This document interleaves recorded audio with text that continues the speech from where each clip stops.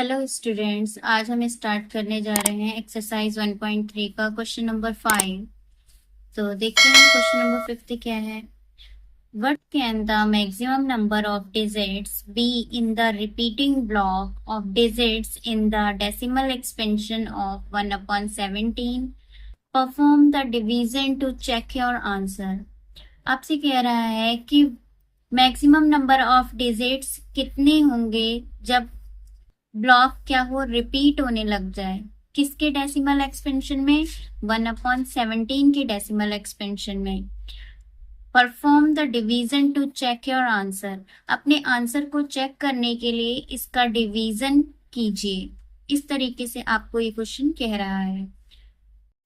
तो देखेंगे 17 को 1 में डिवाइड देंगे और इस तरीके से सारे डिवाइड करते चले जाएंगे।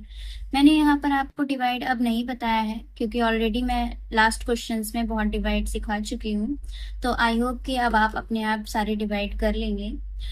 तो इस तरीके से आपको ये पूरा डिवाइड मैंने करके दिखा दिया है। तो अब यहाँ पर देखेंगे कि आपको रिमाइंडर कितना मिल रहा है लास्ट में। अगेन 1 रिमाइंडर आपको निकल कर आ रहा है। और जब रिमाइंडर 1 आ रहा है और हमने डिवीजन भी कितने से स्टार्ट किया था? 1 से स्टार्ट किया था क्योंकि 1 में डिवाइड दिया था 17 का डिवाइड 1 में दिया था। तो इसका मतलब ये है कि यहाँ पर अगर इसके आगे हम दोबारा डिवाइड करते हैं, आगे को रिपीट करते हैं डिवीजन, तो अगेन हमारे पास यही नंबर्स सारे निकल कर आएंगे। तो यही आपका क्या बन गया है? एक रिपीटिंग ब्लॉक बन गया है। अब इस रिपीटिंग ब्लॉक में कितने मैक्सिमम नंबर ऑफ डिजिट्स हैं ये आपको बताना है। Maximum number of digits be in the repeating block.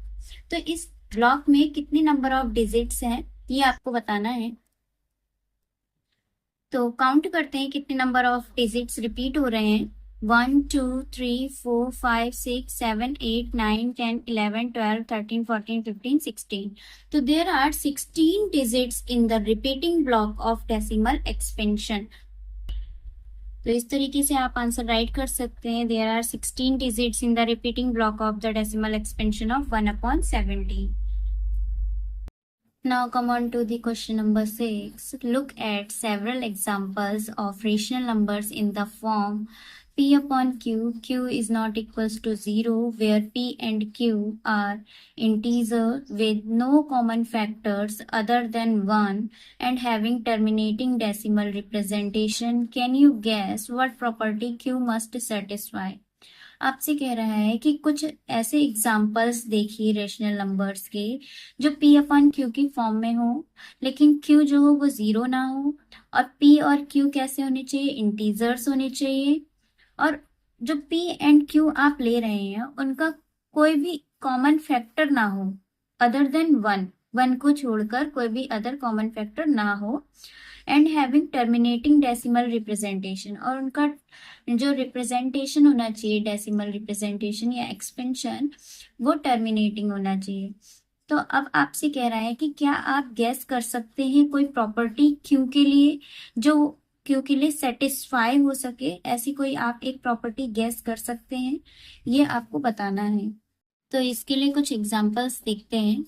जैसे कि मैंने यहाँ पर एक एग्जांपल लिया है 2/5, और दूसरा एग्जांपल लिया है 11/4, और तीसरा है 9/100। आप देख रहे होंगे 2/5 में P जो है वो 2 है और 5 जो है वो Q है। आपसे यहाँ पर कहा था कि P और Q एक इंटीजर होने चाहिए, तो दोनों ही क्या है? इंटीजर हैं। यहाँ भी दोनों क्या है? इंटीजर। यहाँ भी इंटीजर। अब आपसे कह रहा है कि जो भी आप P और Q लेंगे उनमें कोई भी कॉमन फैक्टर ना हो सिवाय 1 के। तो यहाँ पर ध्यान दीजिए कि 2 एक प्राइम नंबर है और 5 भी एक प्राइम नंबर है, तो दोनों ही प्राइम हो गए यहाँ पर। और जब जो प्राइम नंबर्स होते हैं उनमें उनके फैक्टर्स क्या होते हैं? या तो 1 होता है या फिर वो इटसेल्फ, या तो वो खुद से होते हैं। 2 के फैक्टर्स क्या होंगे? 1 एंड 2। और यहीं पर अगर देखा जाए कि 5 के फैक्टर्स, तो 5 के फैक्टर्स क्या हो जाएंगे? 1 एंड 5। तो देखिए ध्यान से कि 1 जो है, 1 के अलावा कोई भी दूसरा फैक्टर कॉमन नहीं आ रहा है यहाँ पर। इसका मतलब हम इसकी कंडीशन को सेटिस्फाई कर रहे हैं। और जब हम इसका डेसिमल एक्सपेंशन लेंगे तो क्या निकल कर आएगा, 0.4 निकल कर आएगा। तो मतलब ये टर्मिनेटिंग भी है। इसी तरीके से दूसरा एग्जाम्पल देखिए, 11/4।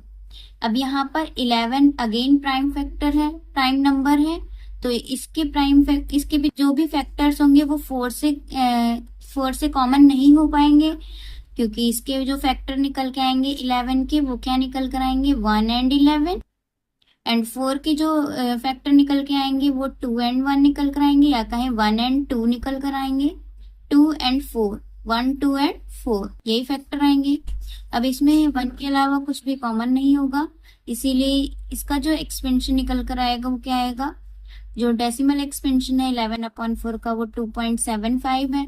इसका मतलब ये जो डेसिमल एक्सपेंशन है वो कैसा है, टर्मिनेटिंग भी है। नेक्स्ट एक एग्जांपल है 9/100। 9/100 में भी आप देख लेंगे कि कोई भी फैक्टर कॉमन नहीं है।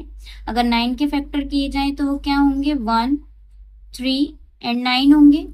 ऐसे ही 100 की किए जाएं तो इसके 1 2 5 एंड सो ऑन आगे बढ़ते जाएंगे जब तक 100 के फैक्टर कंप्लीट ना हो जाए। तो इस तरीके से अगर हम देखें तो 3 एंड 9 तो आया नहीं इसमें 100 में, डेट मीन्स 1 के अलावा तो कोई और फैक्टर कॉमन नहीं है। मतलब ये वाला जो हमने रेशनल नंबर लिखा है वो भी सही लिखा है, और इसका जो डेसिमल एक्सपेंशन है आएगा वो क्या आएगा, 0.09 आएगा, मतलब टर्मिनेटिंग होगा। तो इस तरीके से अगर हम देखें तो हमारी क्यू के लिए जो कंडीशन है वो कुछ इस तरीके से बनकर रेडी हो रही है कि 2 की पावर a मल्टीप्लाई 5 की पावर b। ध्यान दीजिए यहाँ पर 5 है, यहाँ 4 है, यहाँ इसका अगर हम करेंगे तो ये 2 मल्टीप्लाई 5 की पावर में कुछ ना कुछ रहेगा, और तभी ये क्या बनेगा, जैसे 5 का स्क्वायर कर लीजिए और 2 की पावर 4 कर लीजिए, तो 2 की पावर 2 कर लीजिए, तो यहाँ पर 5 5 जा 25 एंड 2 की पावर 2 4, 25 4 जा 100। तो ये कुछ इस तरीके की आपका क्यू निकल कर आ रहा है कि अगर डिनोमिनेटर में इस फॉर्म का कोई भी नंबर मिले, 2 की पावर a मल्टीप्लाई 5 की पावर b, या फिर ओनली 2 की पावर a या ओनली 2 की पावर b टाइप का कोई भी नंबर मिलता है डिनोमिनेटर में या q, तो then q p upon q is a terminating decimal expansion. तो जो p अपॉन q का एक्सपेंशन आएगा वो हमेशा टर्मिनेटिंग आएगा। अब आपका आता है question number 7, right 3 numbers whose decimal expansions are non terminating non recurring. आपसे कह रहा है कि ऐसे 3 नंबर का डेसिमल एक्सपेंशन राइट करिए जो नॉन टर्मिनेटिंग और नॉन रिकरिंग हो। तो नॉन टर्मिनेटिंग नॉन रिकरिंग कैसे नंबर होते हैं, जो आगे तक चलते रहते हैं और रिपीट नहीं होते हैं। फॉर एग्जाम्पल हम देखते हैं यहाँ पर किस तरीके के होते हैं। एग्जाम्पल दे रही हूँ आपको, 3 एग्जाम्पल्स लिखने हैं, यहाँ पर 3 नंबर्स राइट करने हैं। 0.10 100 1 000 1 4 टाइम्स 0 एंड सो ऑन, इस तरीके से आपके चलते रहेंगे। अब देखिए ये नंबर्स कहीं पर भी रिपीट नहीं हो रहे हैं। जैसे 10 हो गया, अब 10 तो आया लेकिन 10 और बढ़ गया, फिर 100 तो आया, फिर 10 और बढ़ गया। तो इस तरीके से ये क्या हो रहा है, रिपीट नहीं हो पा रहे हैं। तो ये ऐसे नंबर्स कैसे हो जाएंगे, नॉन टर्मिनेटिंग नॉन रिकरिंग। और अगर रिपीट हो जाते तो नॉन टर्मिनेटिंग तो होते बट रिपीटिंग हो जाते। तो दोनों में डिफरेंस समझेंगे। ऐसे ही दूसरा नंबर राइट करेंगे, 0.002 000 4 टाइम्स 02 एंड सो ऑन। इस तरीके से ये आपका सेकंड एग्जाम्पल हो गया, या कहीं सेकंड नंबर हो गया। नेक्स्ट थर्ड नंबर राइट करेंगे।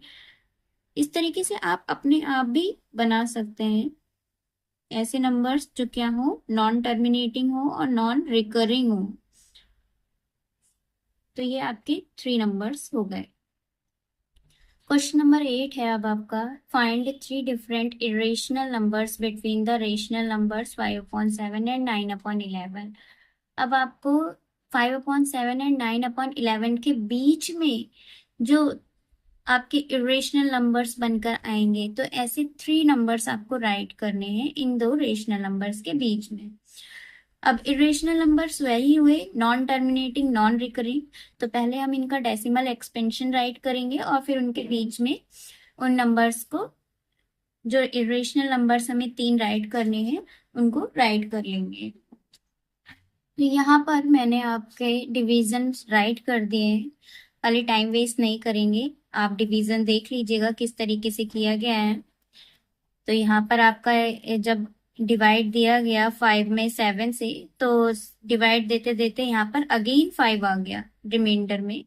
तो डेट मीन्स यहाँ से अगर हम दोबारा डिवीजन स्टार्ट करेंगे तो अगेन यही नंबर स्टार्ट हो जाएंगे। इसीलिए इसके इन सभी के ऊपर हमने क्या लगा दिया है, बार लगा दिया है। सेम एज यहाँ पर 9 फिर से आ गया आपका रिमाइंडर में, 9 में ही डिवाइड दिया था 11 से और रिमाइंडर में फिर से 9 आ गया। तो डेट मीन्स यही नंबर आपका दोबारा रिपीट हो जाएगा। तो 81 के ऊपर बार लगा दिया।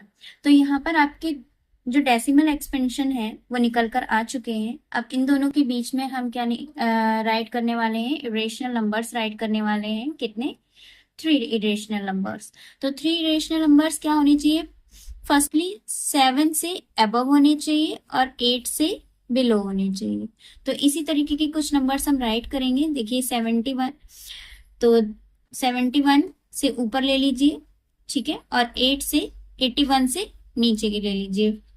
तो ले लेते हैं 0.720, 7200, 7200, 724 इस तरीके से आप ये इरेशनल नंबर्स राइट कर सकते हैं इन दोनों के बीच के। तो एक और देखते हैं, 741, 7411, 74111, 744 तो इस तरीके से आप और भी नंबर्स राइट कर सकते हैं, अपने अकॉर्डिंग भी राइट कर सकते हैं। एक और आपका लास्ट है 10800800008 एंड सो ऑन।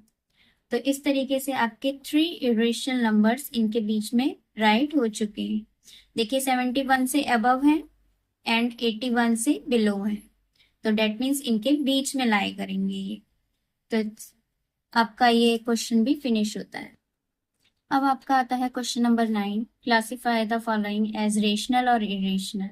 आपको इन नंबर्स को क्लासीफाई करना है कि कौन सा रेशनल है और कौन सा इरेशनल है। तो फर्स्ट है √23। अब 23 आपका प्राइम नंबर होता है, मतलब 23 का स्क्वायर रूट नहीं निकाल पाएंगे। तो डेट मीन्स ये एक कैसा नंबर हो जाएगा, इरेशनल। नेक्स्ट है 7.478478।